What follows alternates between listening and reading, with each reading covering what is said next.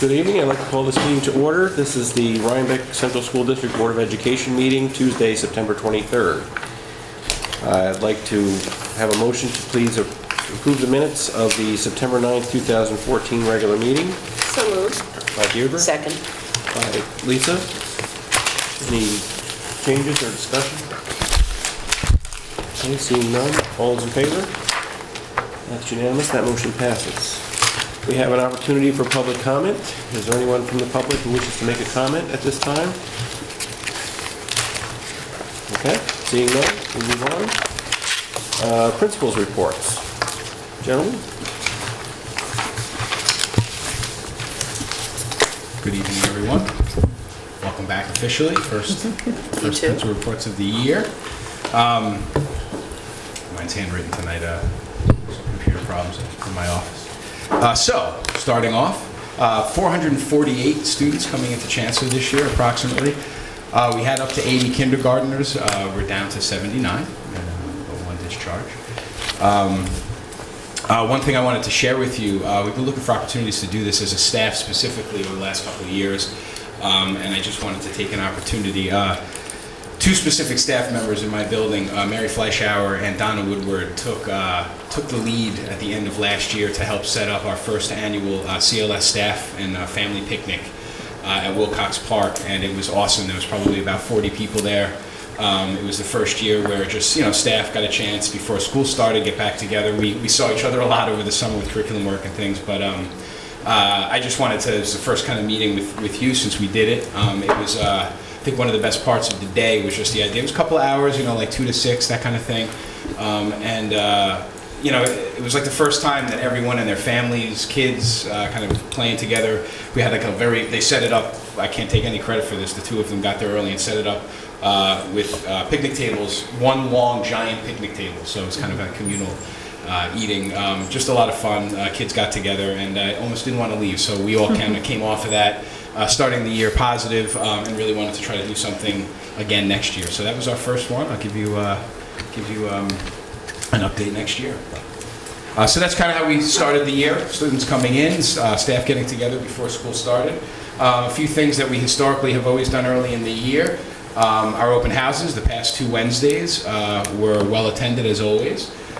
Just a few of the highlights, Larry Anthony, our new food service director, had an opportunity to address address the family and communities that attended those nights. Also, PTSO had rolled out one of their new initiative, Soarbucks, one of the new fundraisers. So there's a lot of information presented. The Rhinebeck Science Foundation, as always, also had an opportunity to present, and I thank those board members that came and presented on your behalf as well. So a few things, as always, last couple of years it's been successful. We continued with our kickoff of Common Language for All with responsibility. We felt with how it's gone the last couple of years, responsibility is a good way to start the year, set that stage for the first 20 days of school in the classroom and that kind of thing. So we move forward with that. Another initiative we've been doing since I've been here, Young Rhinebeck began their Life Learning language program, will begin next week, their Life Learning language program with ESL students and selected AIS students within the building. We were able to fold AIS in a few years ago. They've also been part of the summer program we've done the past couple of years in the building as well. And for those of you who may not know, just a reminder, it's a lot of after-school support, academic support. We work with BARD students that partner with Wendy Brisley, and we provide them space in the buildings several times a week for 2 kind of sessions we do in fall and spring. So like I said, we're starting the spring next week. A couple thank yous, 2 items actually, to thank Barbara Allstad, our media specialist at Chancellor. Yesterday, we had a graphic novelist, illustrator, Raina Telgemeier, worked with grades 3 through 5. She did some demos, Q&A, had conversations of how, very similar to some of the things we do with a books journey with 4th grade with the help of the Arts and Ed. So I had an opportunity to address those 3 specific grades individually. So I wanted to thank Barbara for doing that this early in the year, kind of set the tone for the year. Also, our summer reading contest, just a total at Chancellor, 161,248 pages were read over the summer. Students log it and bring it in. So they were very excited to bring that back to us. I won't go too heavy into it, but just you've heard me reporting about the STEM lab at Chancellor. David and I have been working on schedules. This week we began working on the first module for kindergarten. We've been kidding around with them, they're kind of our guinea pigs as far as the time frame and the amount of time we need to get them in to get the first module together. So it looks like about 3 to 4 weeks, trying for 3 weeks per grade, and then it might actually wind up sequentially. So first grade we believe is going to be the next grade, and we're working with those grades as it comes up. David's kind of going to be planning over the next couple weeks for the first grade coming soon, that kind of thing. So this year, since it's something new, that's probably how we'll roll it out. Also STEM related, I wanted to mention that it's a little ahead, and I'll give some more information to be continued, but on January 22nd we're going to do a science night out, partnership with the RSF, as well as a STEM ribbon cutting. We had an initial meeting about a week ago, kind of everyone, including Brian McDonald over at the middle school, sat with us after school and just game planned initially. So stay tuned for some more info there. I did not want this evening to go by without just also, many of us probably already have, but thanking the PTSO for the back to school block party. First year they've done it since I was here. Awesome, a lot of fun. Hopefully we get a chance to continue to do that at the mini park each year. If you saw in our newsletter, every year that Fawn Johnson's been here, our art teacher, we've participated in the International Day of Peace, which is September 21st. So what we do every year, K through 5 students, the first couple of weeks of school, work on pinwheels to put out the Friday before. And it's obviously not only national but international. It's kind of that idea that everyone's doing it at the same time. Had a great community community event with families and students and staff together that morning, and then we break them down on Monday, this past Monday. Just quick update, this upcoming Superintendent's Conference Day, we're going to be continuing that curriculum work that we've been working on over the past 2 summers. We had a lot of, we're going to spend the first hour that morning talking about successes, some of the things that we've come together as a staff, some innovations that each grade have kind of come together to create, to get their curriculum work up and running. Depending on the grade, depending on the part of the curriculum we're working on, you meet specific challenges, and a lot of grades really put their heads together and come up with some innovative ideas. So we thought it would be nice to spend a little time that morning celebrating those successes. The past week and a half or so, the Aussie consultant, Julie Le Guin, and myself and Mr. Krebs have worked together to plan with each individual grade to differentiate that work that they're going to be working on. So we've been goal setting for that amount of time. And we'll be putting out an official agenda to everyone tomorrow. But they have a very good idea of how the day will roll. We'll also spend a little bit of time with that small cohort of teachers working with that grant with Rick Campbell around extended responses in science and math. That group's actually going to meet at the end of the day as well. And mentioning that, that being said, wanted to let you know that the next step in that movement actually will nail down this Friday the protocols for it, but we've been really talking about those teachers getting time to kind of come and see each other teach with their busy schedules. They've really committed to kind of making that time using, I'm kind of a logistics guy for that, try to help them get that going. Because one of the things we want to make sure teachers have an opportunity to do is not only visit each other and take a look at best practices, ask questions in kind of a risk-free, in a risk-free way, almost like a learning walk, but also have an opportunity to kind of debrief afterwards. So that's one of the things we're going to talk about with Rick. He's going to join us at the end of the day. So just a quick rundown of Superintendent Conference Day. A few upcoming events, Life Touch Fall Pictures, September 30th. We will be doing our annual Rotary Dictionary project with grade 3 on 10/27. I'll report back the next meeting after that. In addition, we also do a safety day with grade 3, as always. This year we have American Heart Association working with healthy habits. We have fire safety, the smokehouse. One of the new things we're going to be doing is we always do kind of some of that stranger danger type stuff with those younger students. And historically we've used a state trooper, Trooper Wilson, to work with us. This year the SROs are actually going to do it, which is a great kind of extension of that program in my building. And AAS Title I Open House will be early October. And we also host that for BMS and RHS over at our building as well. That's what's happening. Are the numbers in Chancellor, the enrollment up from last year? It's Yeah, it's about the same. Well, no, it's actually is up a little bit. I think we went up at 72 ultimately in the current first grade, somewhere along those lines. So yeah, it's up a little bit, and that's about what we started the summer with. We took on about 5 more kids. Any other questions for Mr. King? I don't know. Thank you. Thank you.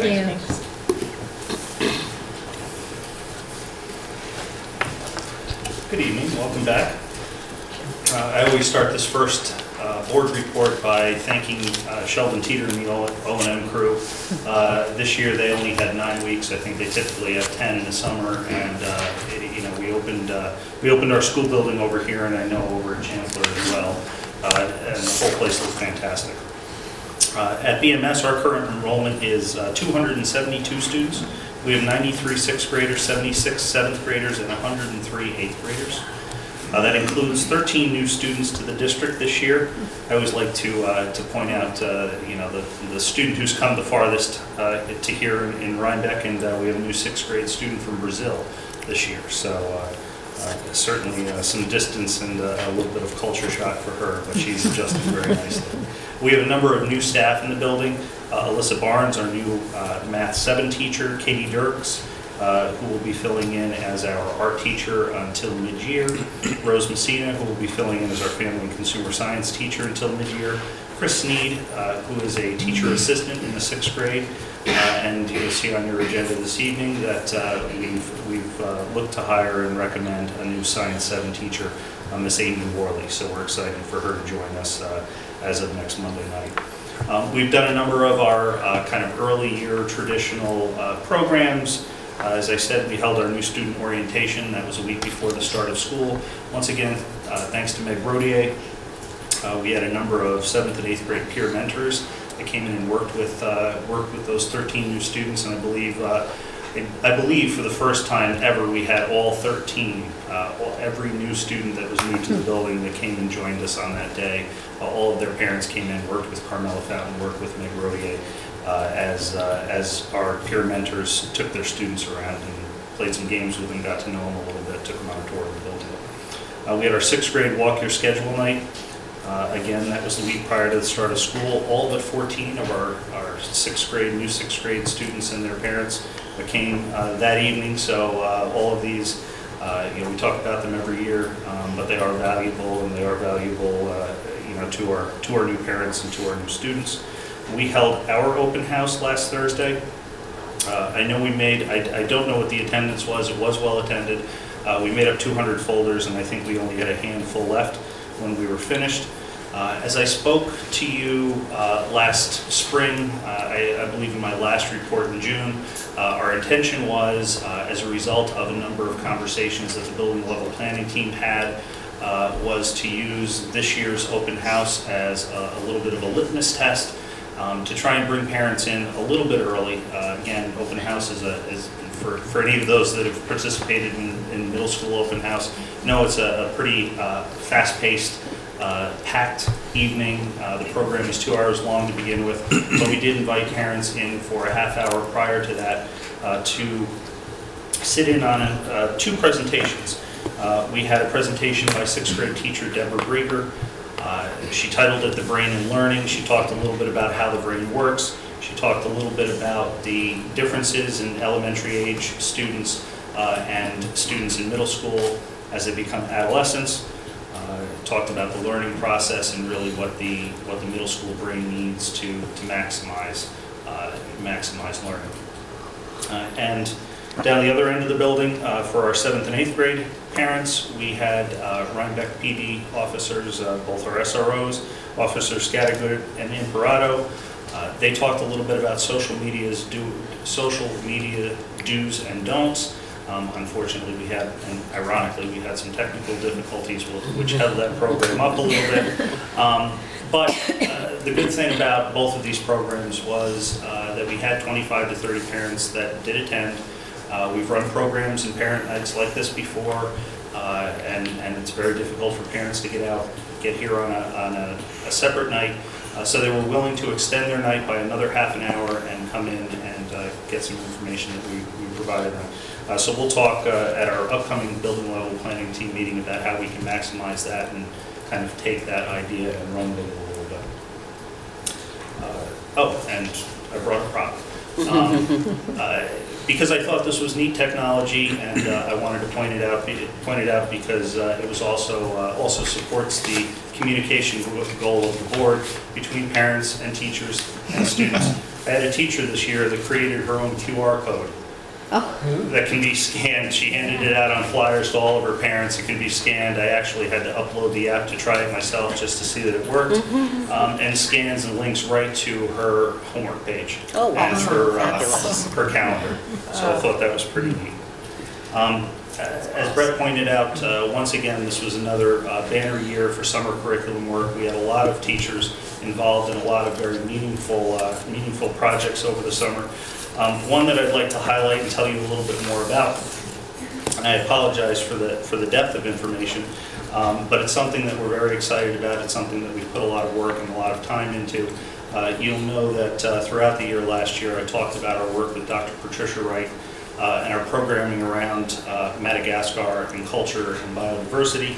I had a number of staff members led by Henry Frischkinet that did a lot of curriculum work this summer in planning for a half day that we have upcoming on October 10th. So in an effort to increase global awareness in our students, to provide students with a chance to interact with their counterparts halfway across the world, we've provided some sustainable, hopefully sustainable, programming 6th, 7th, and 8th grade. So at the 6th grade level, all of our students are going to have the opportunity to learn about the culture and biodiversity in Madagascar from Dr. Wright's doctoral students. We have a number of doctoral students that are going to come. They're going to do a presentation for our 6th graders, break them into small groups and do some activities with them.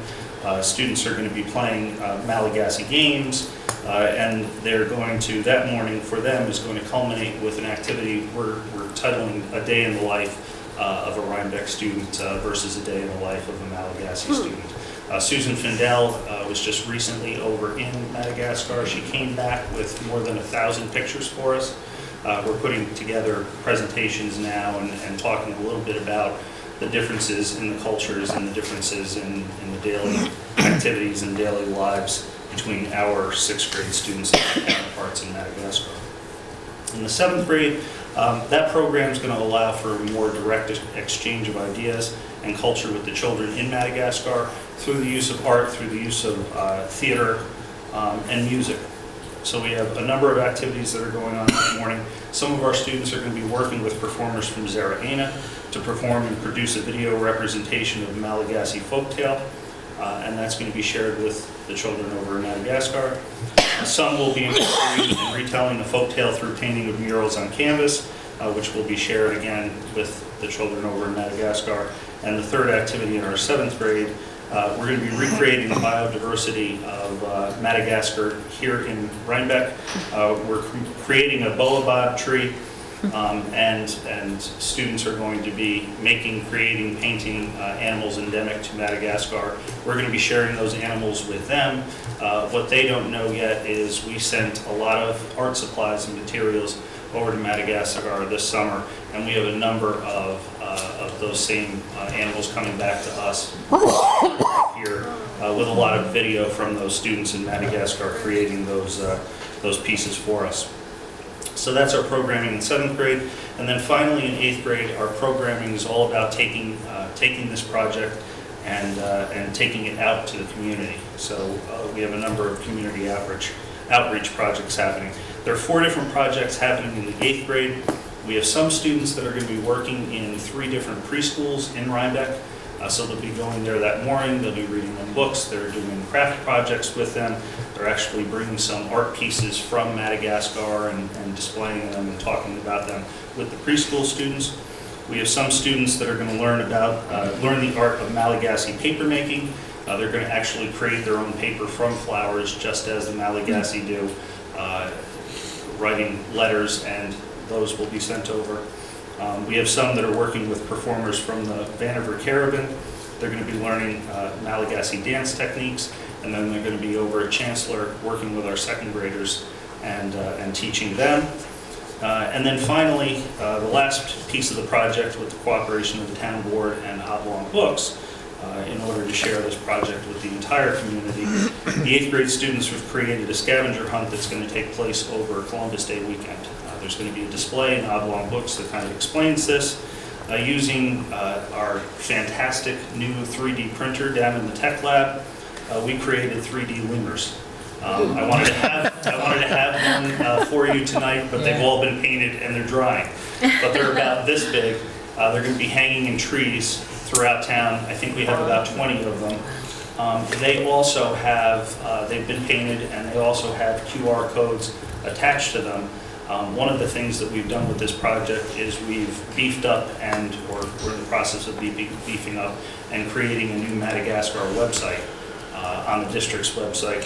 So all of these QR codes are going to link back to more information about this project, for kids and community members that hopefully participate. Many of these events and activities are going to be filmed. There are so many people involved in this project, I can't even name them all. But we have local artists, we have artists from New York City, we have theater performers from New York City. We have a number of graduate students and doctoral students that are coming up here from SUNY Stony Brook, a number of anthropologists that work with Dr. Wright. So again, I know that was a lot of information in a very short period of time, but we're very excited about it. And I certainly invite any of you that are able to on the morning of October 10th to come by and enjoy some of the activities we have going on. It should be exciting.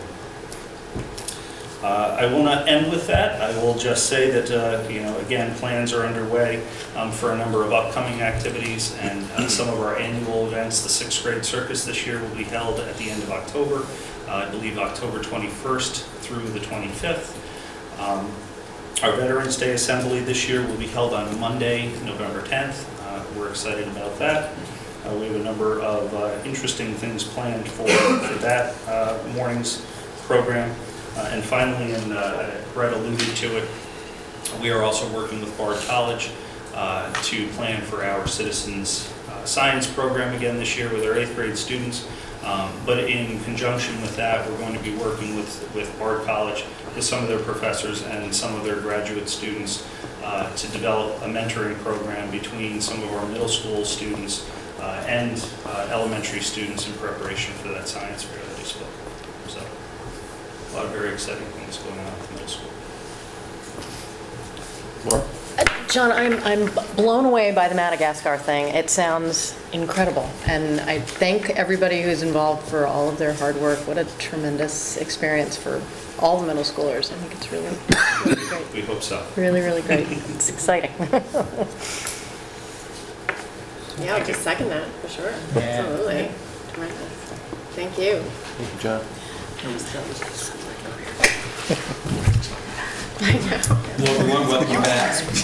I too will begin with some statistics. We welcomed 394 students back to Rhinebeck High School this year. We have 105 in 9th grade, 99 in 10th grade, 104 in 11th, and 86 in the senior class. We had 17 new registrants, which is the highest number I can remember in my time here. Previous to this, maybe we had 8 as a high number, so a lot of students coming in.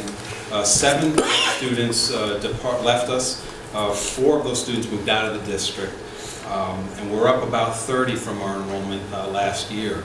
I'd like to echo something that Mr. Kemnitz said. Thanks again to the work of our custodians, summer staff, our kitchen staff, our guidance staff, and counselors. Had another very smooth opening to the school year. Part of this, too, was due to Mr. Berg's organization of a walkthrough night for 9th graders so they can get oriented to the building, find their lockers, make sure that their combinations work.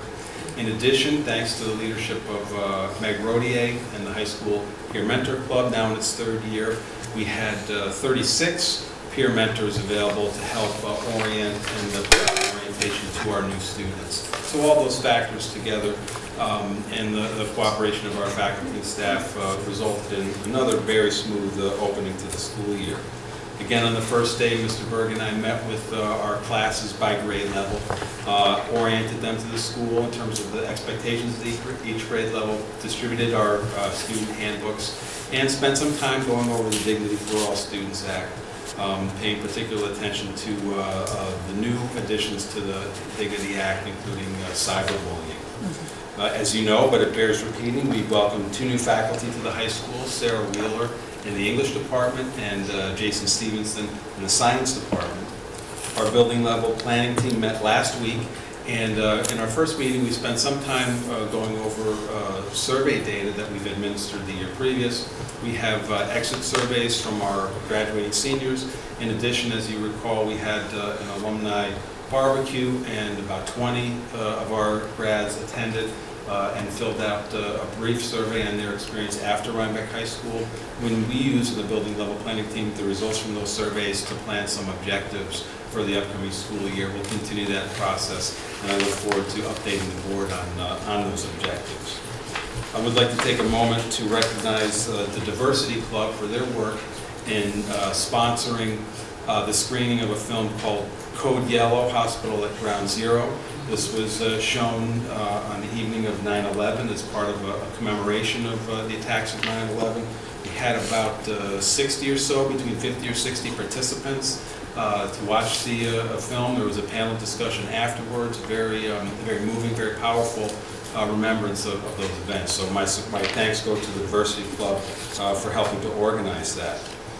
As of today, we've had admissions representatives from 23 colleges visit our classes, and college and careers too. They'll continue, admissions reps will continue to drop in and make presentations to our students in those classes. Last week, the guidance department sponsored our senior parent meeting. The junior parent meeting will take place week after next. We'll have a 9th and 10th grade parent meeting, and with the cooperation and support of Mr. Chemnitzer this year, our guidance staff will also hold an 8th grade parent meeting to help 8th graders and their parents begin thinking about their planning and programming for the high school.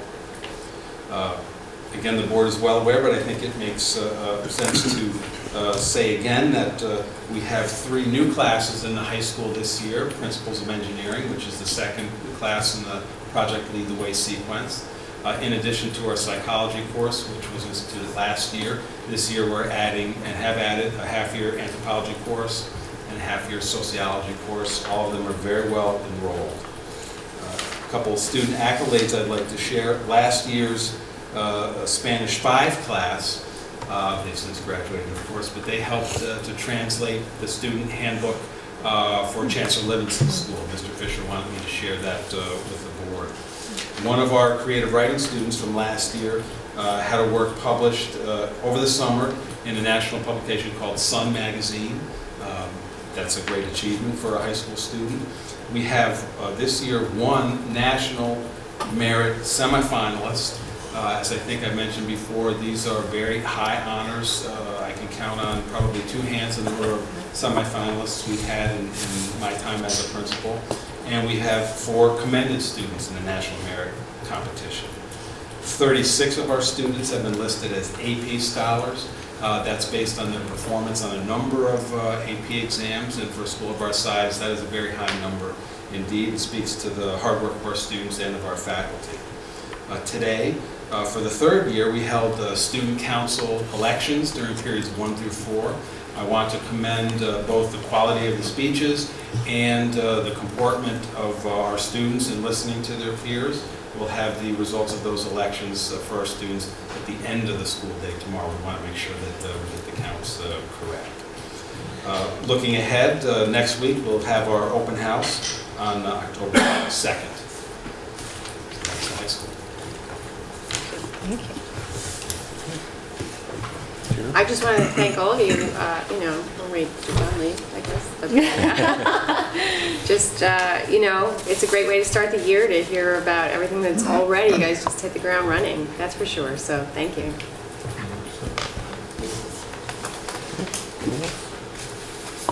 Okay. Move on to board committee reports.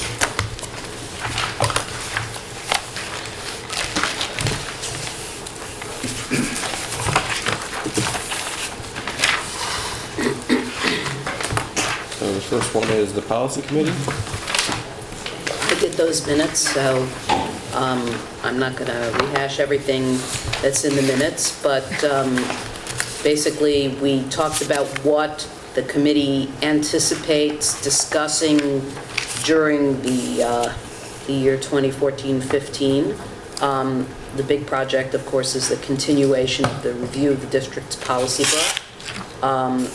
And then there are some additional matters that we're expecting to take up, the potential addition of new policies regarding wireless and safeguarding of student data, completion of policies, new policies that we started talking about last year concerning meal charges, use of district property, and staff complaints, review of the status of some existing policies that were identified by the committee as requiring revision, and other topics as they come up.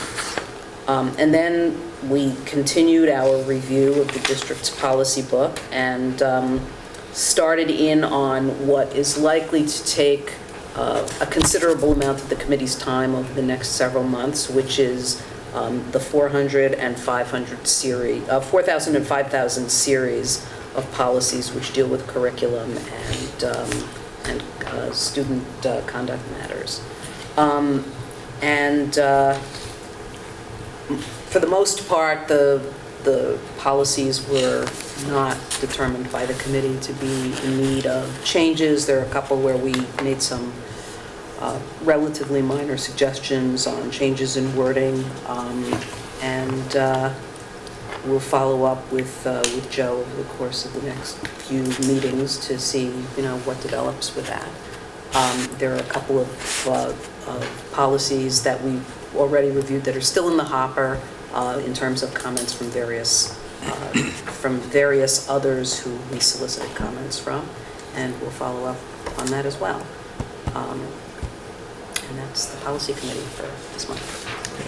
Any questions for policy? Laura? 2 questions, actually.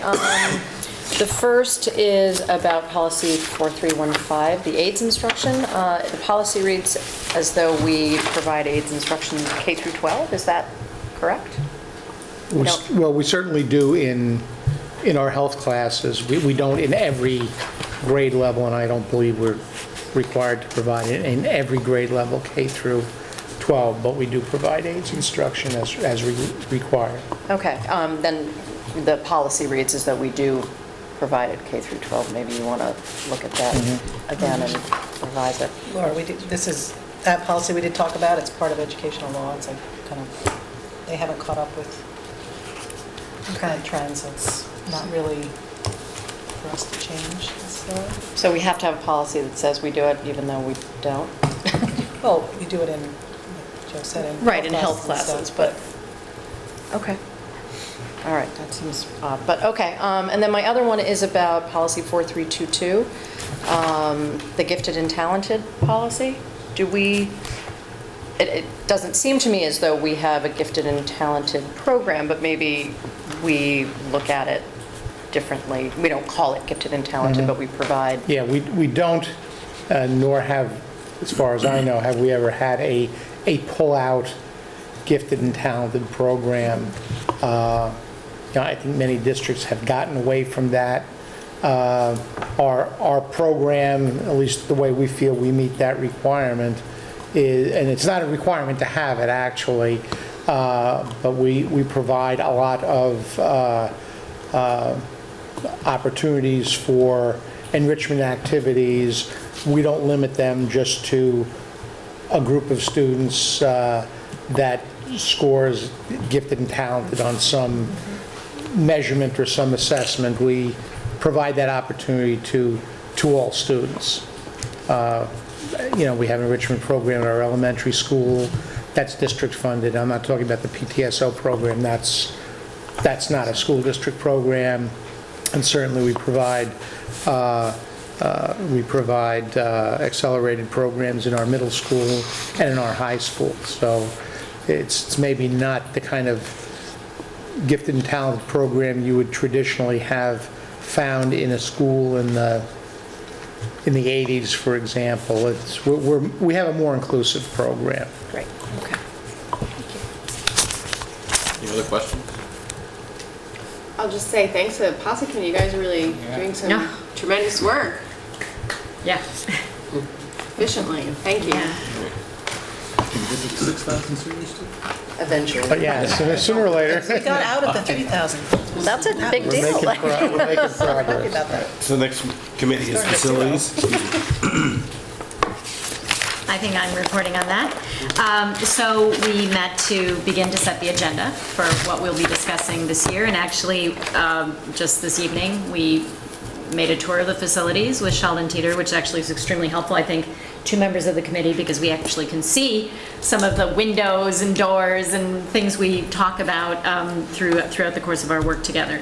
Tom came back to us with a set of possible revisions to the schedule for the building use fees, which eventually the board will be seeing as well, correct?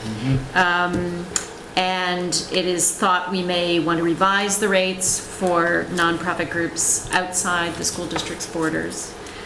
We talked a bit about the thrust stage changes, which are quite arduous and complex, and whether or not that should be on the regular schedule of things people can request, or if it should be kind of an extraordinary.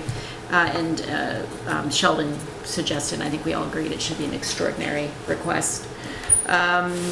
We talked a little bit, I haven't reflected in the minutes, but we did talk a little bit about being sure that groups that have arranged to use the facilities in the school buildings keep up to date on their paperwork. Sometimes there's a filing of the paperwork and the group becomes very accustomed to using the space and then sort of forget to renew the paperwork. So we want to be sure that people in the building are in fact on the books, so to speak. So we're going to follow up with that. That's all taken care of.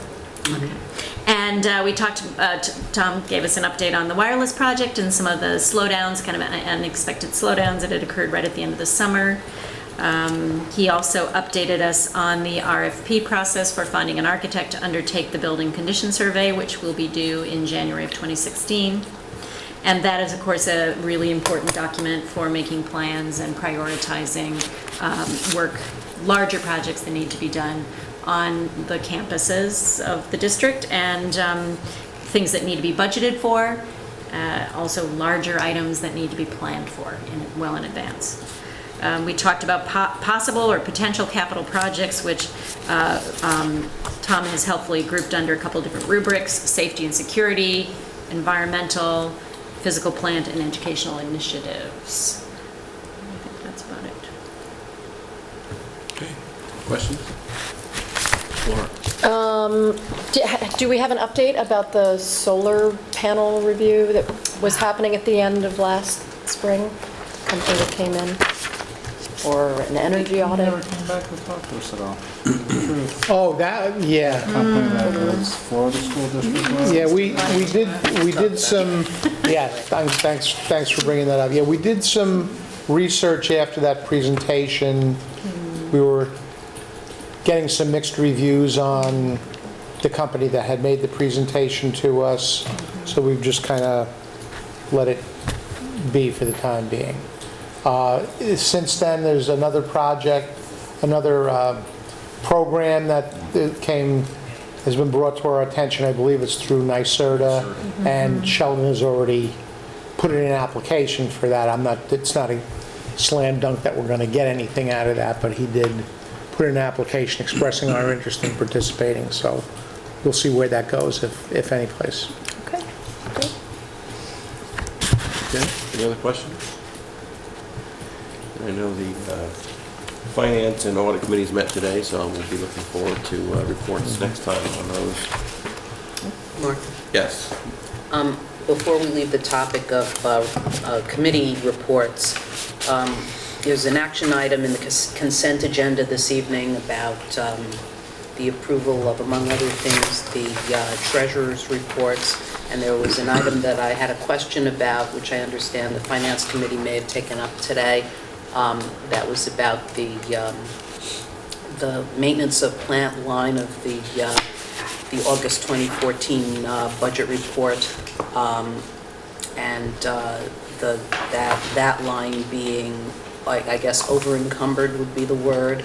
And so if the members of the committee did discuss that and would just be willing to share a little bit about that discussion at this point, that would be helpful.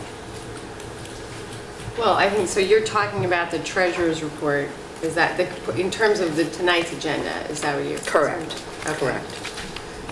You know, we talk about financing options for the technology project over the summer that included work on installing wireless, but also upgrading our wired infrastructure, which had been recommended by the contractor to really upgrade that to make the wireless, everything more functional. So we have if you recall, just to recap from last year, $150,000 from grant money that we had previously earmarked for this project, but the project's $220 plus $1,000. So we have about $70,000 that we need to figure out. So the finance committee would look today, Tom reviewed with us our different reserve funds as particular potential options.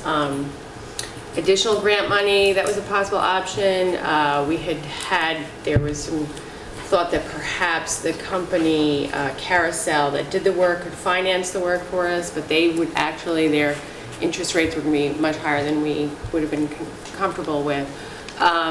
Without going into a whole lot of detail about it, though, Tom's recommendation and the Finance Committee is comfortable with at this point is transferring money to a tax tertiary fund, which most of the tax tertiary certs that were big ones we've already paid out, so we're comfortable with where that is. I don't have the numbers in front of me because I wasn't prepared to do a report tonight, but if we use $70,000 from the tax tertiary fund, put into the general fund to cover this project, we're still comfortably funded, I think, $160,000 maybe in the tax tertiary reserve.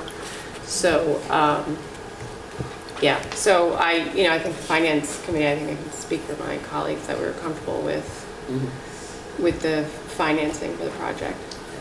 Thank you. Any other questions? Okay.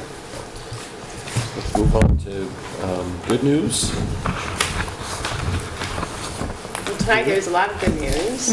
And I should have probably said here too, but I think, I just want to point out how grateful I am, and I think we all should really appreciate Dr. Patricia Wright for making this link, and the Susan Fendel, I believe it is, from the Sunshine Comes First Foundation in Rhinebeck, that linked us with Patricia Wright around this Madagascar project. And so it's really good news, and it's been a couple of years trying to percolate all that, but obviously October 10th it's really coming together. So I just wanted to thank particularly those people who are coming to make that an ongoing project.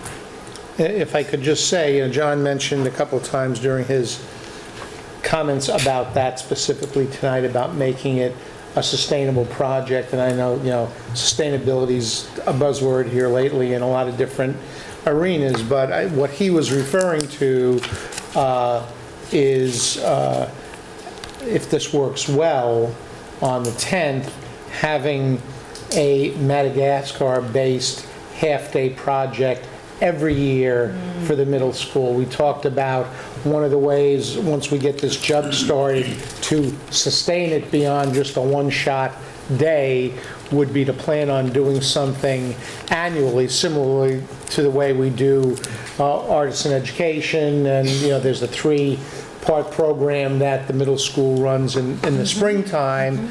We talked about doing something with a Madagascar theme every fall. So we hope that will start to enculturate this process, and the more we do it, the more buy-in we will get at least across the middle school teaching staff. So that's the plan. Great. Sort of building on the how fantastic it is to see the entire middle school across all those grades and all of those different people coming together to make a day like that happen. I just want to reiterate how wonderful it was to see in the PTSO back to school party, seeing families from kindergartners all the way up to high school. There were students of all ages there. There were parents, adults, community groups. It was very nice to see the whole school come together in that way. Having beautiful weather, I think, also helped a lot. So let's hope it's a new tradition that carries on. Yes, that was great. Really, really nice. Okay, good news. Lisa? I just wanted to amplify a comment that Brett made in his presentation about the new CLS STEM Lab. He mentioned the fact that there's going to be a ribbon cutting and an open house on January 22nd for that lab. And I know that the RSF board is keen to have board members attend that and see all the new and wonderful things that STEM Lab is going to be offering the CLS students. And so, we'll be getting more information about what the timing is on that, but, you want to mark your calendars now. And, For snow, because that's okay. That far in advance for something in January. Just no, it's gonna snow. I hope not. It I crosses my fingers choose it to be doesn't more happen. optimistic. But anyway, I think that will be an exciting and fun function for us, and we may learn something too. Yeah, just another piece of good news that Rhinebeck Athletics has a Twitter account, so I think that's fantastic.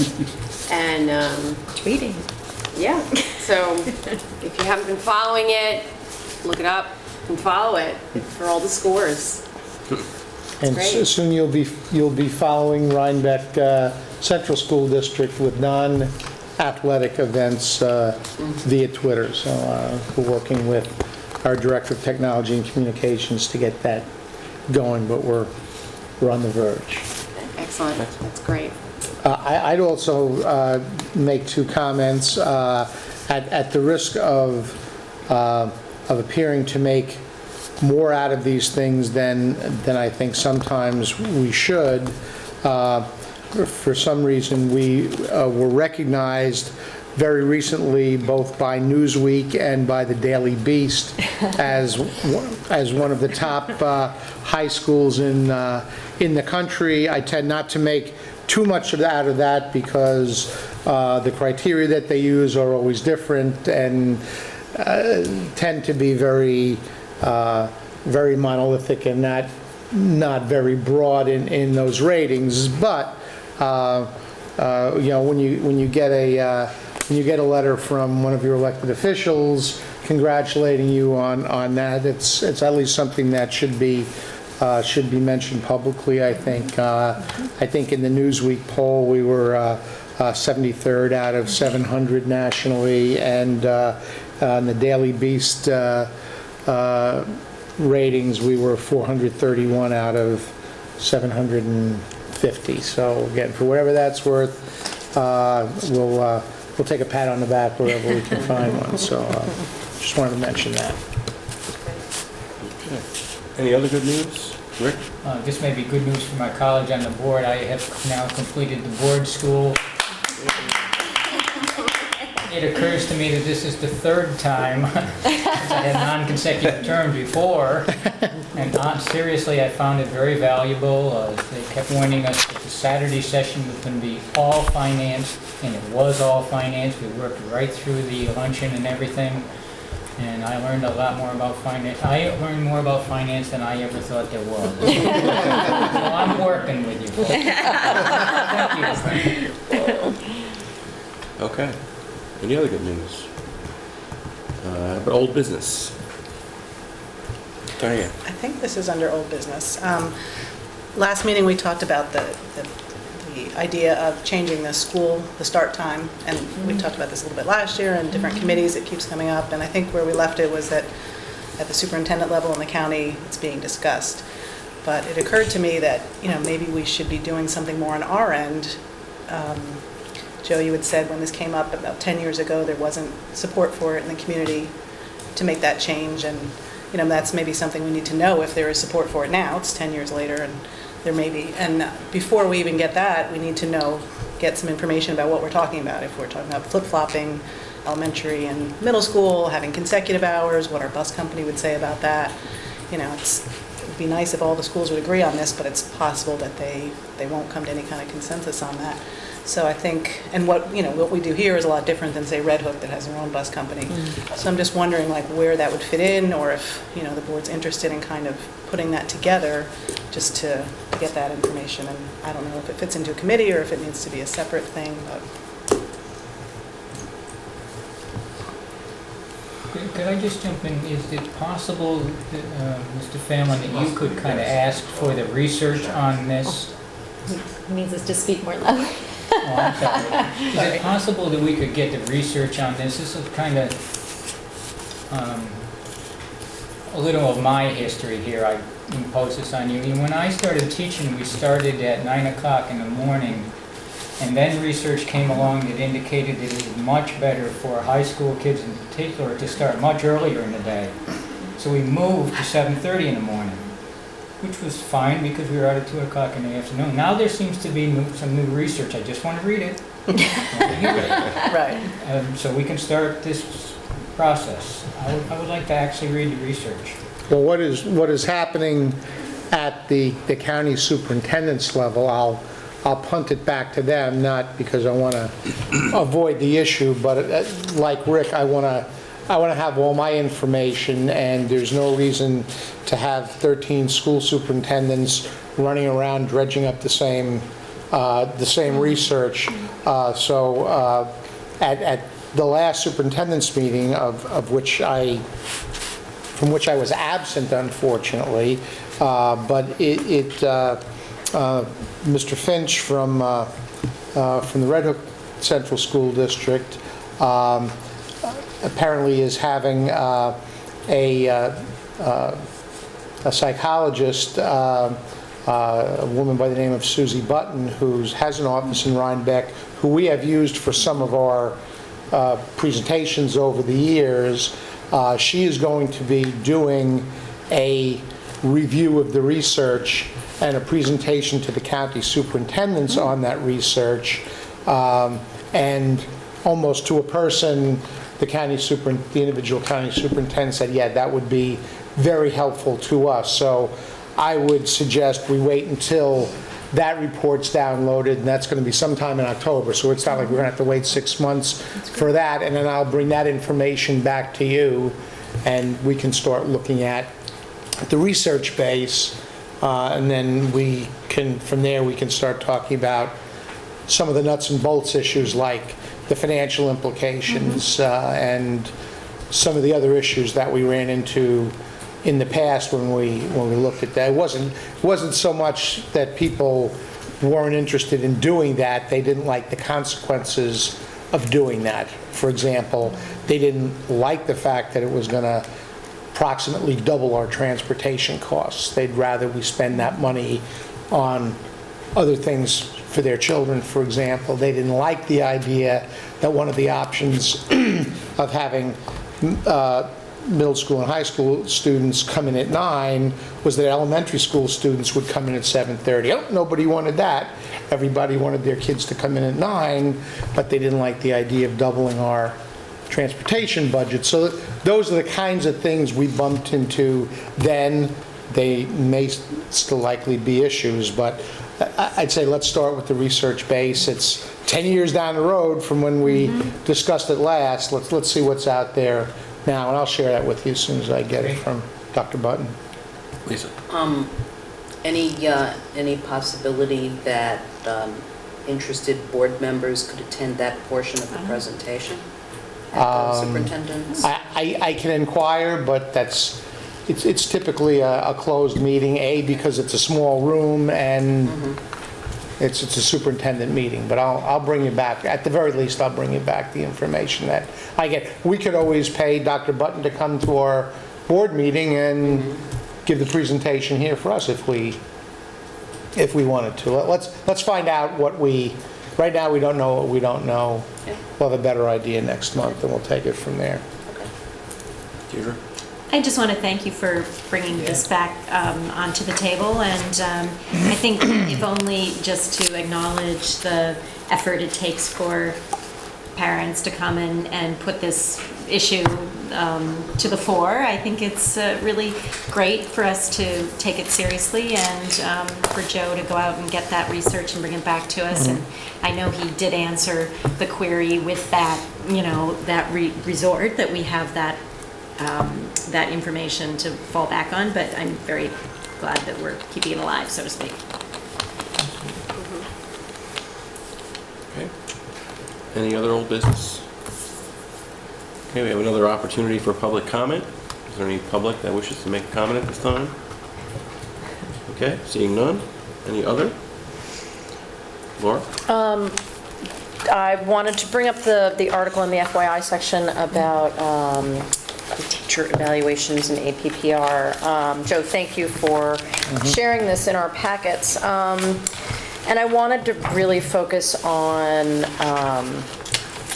not the negative of what the APPR is all about, but instead about how we in Rhinebeck are trying to use our evaluations to improve instruction, which is the original intent of Danielson's heady ratings and her framework. So I'm wondering if you could reflect on that a little bit for us, so that there's a lot of stuff out there about evaluations and the good, bad, and the ugly about it. But if we have some more positive news to share about that, I think it would be helpful. Well, I think, one thing that I can share, which is maybe a silver lining in an otherwise not very bright picture, is that the APPR process, and specifically using the Danielson rubric, which is one of several that is approved by the State Education Department, I think in a lot of ways has made the conversation between principals and teachers a richer conversation. There's a common language there. Everybody's working off the same set of, in that rubric there are, 4 domains and 22 subcomponents. Everybody knows what they are. There's no surprises. No teacher can say, oh, I didn't realize that was an expectation for me as a teacher, that is a best practice in teaching that I should be improving or working towards or whatever. So I think it's changed the conversation in a positive way. I think where it continues to be less than positive is the fact that the focus from the state is on putting numbers to that conversation and using it to evaluate teachers. And as I mentioned in the email that I sent to you in response to your question, Charlotte Danielson would be the first one to say that using my rubric to evaluate teachers is an abomination. She says that in her. Yeah. So in that sense, we don't have a choice, but I think we're trying to make the best of a not so terrific situation by using that meaningfully, by trying to take the time and the effort to build trust between evaluators and teachers by having meaningful conversations about teaching. So I think that part of it has been very positive for most teachers, and the principals and even teachers that I've talked to, informally, have given me that feedback. Like, the conversations are really at a much higher level than they were before, because we're all using the same structure, the same framework, the same expectations of good and definitions of good behavior. We've been providing a ton of training to our teachers and our administrators on what this looks like and why these are best practices. So I think if they would just take the tagging a weird number to these observations and making that the focus of the process, and instead focus on improving instruction, which was what the rubric was developed for in the first place, I think it'd be a better world. And so we're trying to make the best of a shaky situation, and I think that has been a positive. So Thank you. we're okay with that part of it. Lisa? One thing that jumped out at me in reading this article was the comment by the superintendent of the Scarsdale district, essentially that the way that their administrators view the evaluation process is that everybody's presumed to be teaching at an effective level, and that only rarely will you see highly effective ratings. And I have to say that, that philosophy sort of rubs me the wrong way. The idea that you start out with a preconceived notion of what you're going to find and then match your data to your notion. And I've not heard anything similar from you or your administrative staff in terms of how they do what they do. You want to just comment on that? I don't know exactly what Dr. McGill was meaning, or if he was even quoted accurately. I take everything I read with a grain of salt. Understood. I read that to be more consistent with what Charlotte Danielson says, which is that people rarely are highly effective. That highly effective is really the occasional exception to the rule, that using that analogy of being a citizen and being a tourist, that good teachers, really good teachers, are occasionally highly effective, but not typically, and that effective in that 4-point rubric is pretty darn good, that nobody should feel bad about being evaluated as effective, where ineffective, that's obviously a problem signal that needs to be addressed through a process, and developing some things that need to be addressed, but certainly nothing you'd reject the validity of a teacher's skills on the basis of developing, unless they weren't taken care of within a reasonable amount. Right, exactly. So in that sense, I'd agree with what Mike McGill said, except if what he meant was that we assume everybody's effective and take it from there, I don't think that's our approach. That's not how the rubric is supposed to be used. That's not how our administrators have been trained to observe using the rubric. We take everybody with a blank slate, and here's the rubric, and here are the indicators, and how does that teacher's performance in the classroom on that particular day match up with what Danielson says is ineffective teacher behavior, developing teacher behavior, effective teacher behavior, or ineffective. So I'm not exactly sure whether the way you interpreted what he was quoted as having said is what he meant, or whether it was more towards Danielson's idea that, good teachers are effective. Rarely are they highly effective. They are occasionally, but they are rarely, you'll have a teacher who's consistently rates highly effective, unless you're not using that rubric correctly. And which was the whole point of that article, was that two neighboring school districts, demographically very similar, are all over the map in terms of teacher rating, and that's the flawed part of the system. Without going off on a jag on that, that's why the system's flawed. But What is the source of the article, Joe? I'm sorry, I couldn't see it on the photocopy. Where is it Lower from? Hudson, it's, yeah, it's the Westchester It's the Courier, I think. Gannett, Yeah. Journal. Okay. Yeah, that's right. Yeah, I'll just say I didn't really read that quote from the superintendent at Scarsdale the same way at all, but it does reference a position paper. I have looked at Scarsdale's website, and I will say they have engaged quite a bit, their board and their superintendent, and tried to communicate a great deal to the public about the way they relate to teacher evaluations, because they are an excellent school district. They don't really seem to buy into, just as Joe was saying, this sort of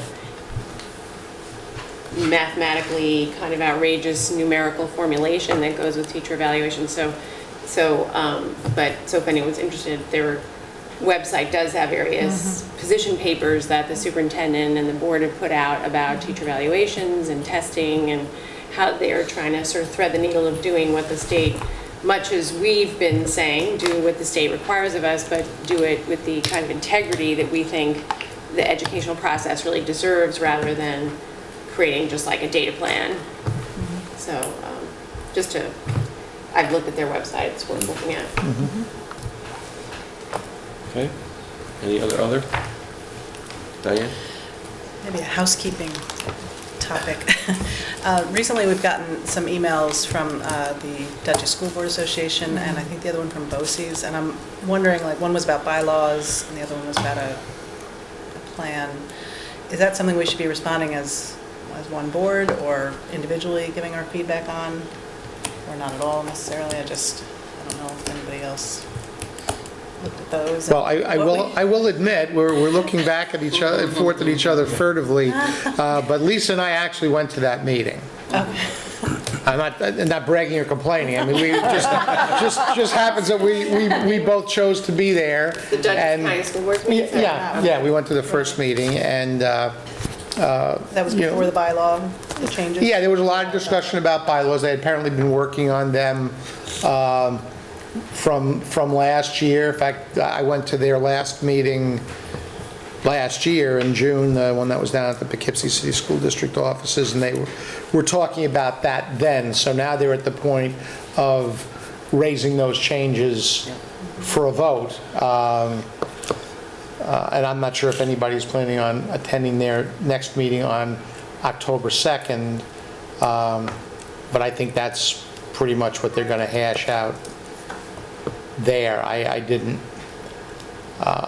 asked, there wasn't too much there that was jumping out at me that would have a significant impact on our school district, regardless of how, a lot of it was pretty dry as toast stuff, like how many people do you need there, and how many people can vote if you're there, and oh, by the way, superintendents don't get a vote. I try not to take that personally, but it was that kind of stuff. And Lisa, correct me if That's I'm my recollection misinterpreting it. But I will add that there was a somewhat entertaining argument between two of the members of the board about whether one member had been sent an email copy of the marked up draft by another member. That was the highlight of the meeting. it wasn't the most exciting meeting, but that being said, I will see, because I have to put my money where my mouth is. I shot my mouth off about how come superintendents are invited to these meetings. Superintendents are members of the New York State School Boards Association, yet they seem not to be getting invited to the local Dutchess County School Boards Association. So then Kelly laughed and said, well, that's great, we'll invite the superintendent. So I felt compelled to attend. There were a couple of other superintendents there, not too many, but there were several. So I plan to attend as many as my schedule allows, and I look forward, quite frankly, more to the programs than to the discussions about the bylaws. I'm just giving my personal opinion on that. So I don't want anybody to be discouraged from attending a future meeting, because if they are all like that, I'll stop being very visible. I'm sure they'll be fine once they kick the program in. Thank you. Glad you asked. All right, any other? Okay. Seeing no, we'll move on to action items. Does anyone have anything they would like to remove from the consent agenda? Okay. Then may I have a motion upon the recommendation of the superintendent of schools to approve the consent agenda? So moved? By Deirdre? Second. By Lisa. All those in favor? It's unanimous, that motion passes. We have a motion upon the recommendation of the superintendent of schools to approve the selection of the following textbooks: Anthropology, Window on Humanity, Kotak, 6th edition, McGraw-Hill, 2014, Sociology, NU, Shepherd, McGraw-Hill, 2014. So moved. By Deirdre. Second. By Lisa. Any discussion? Lisa. I just want to repeat what I said at the last meeting when a similar item was on the agenda. I'm very impressed and pleased to see the analysis and the work that went into the recommendations that appear in this item, and I'm glad to see that we are being kept fully apprised of these curricular issues, and hope that that continues. Okay. Anyone else? All those in favor? That's unanimous. That motion passes. We have a motion upon the recommendation of the superintendent of schools to approve the appointment of Amy Worley as the long-term substitute in the position of grade 7 science teacher at the Bulkley Middle School at the pleasure of the board, effective September 29, 2014 through June 24th, 2015, at the salary of MA Step 1 plus 29, $59,536 prorated in accordance with the 2014-15 RTA salary schedule. This appointment is to fill the vacancy created by the leave of absence granted to Patricia Daneman, science teacher at the Bulkley Middle School. So moved. By Deirdre. Second. By Lisa. I just want to say, and I know Ms. Worley was a long-term substitute, but apparently she has a little bit of a background in primatology, which was kind of fortuitous given that Madagascar connection. Who would have thought? Great. All those in favor? That's unanimous. That motion passes.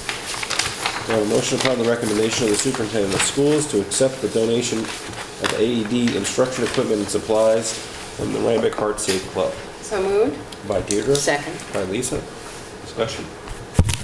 I just want to thank the Rhinebeck Heart Safe Club. It's actually quite a bit of equipment that they are generously donating. So, they were kind of, I think, at the forefront of getting, IEDs placed not only in the schools, but in many locations around town and in the community. So, thanks to them.